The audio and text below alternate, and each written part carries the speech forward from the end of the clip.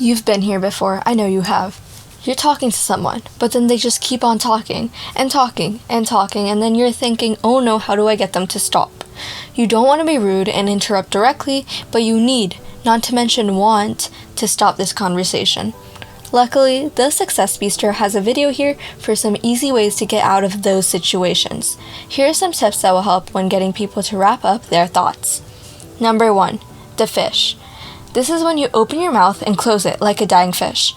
As humans, we know that when someone opens their mouth to say something, we should stop talking. So when you do this, hope that the other person pauses so you can make your exit.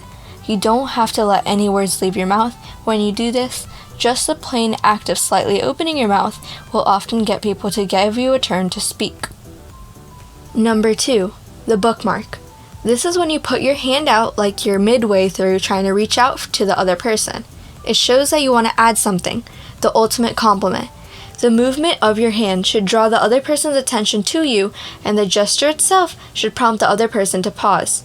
The bookmark works incredibly well when you pair it up with the fish. Number 3, the pupil.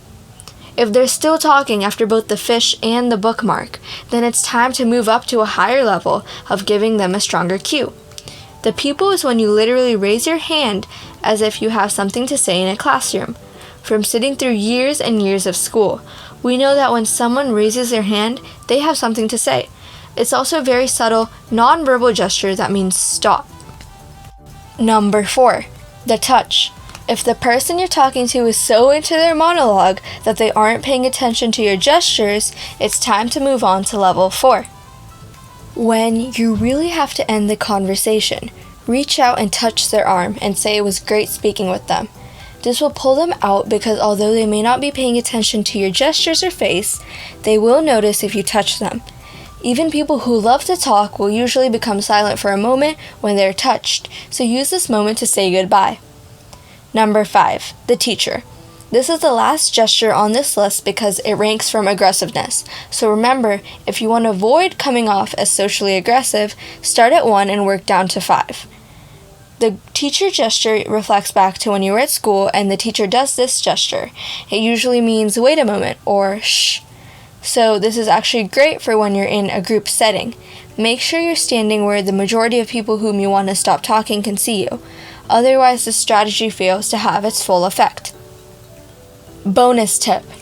If you're going to have a conversation with someone who you know is likely to interrupt you, discourage them from doing so by telling them how much you want to say.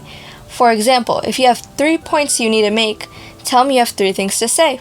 This is called preventative flagging, and it discourages interruptions by giving people a clear idea of how long you expect to talk. Thank you for watching this video. The Success Bistro posts new videos every Wednesday, so subscribe to our channel for more content like this. Don't forget to like this video and comment down below.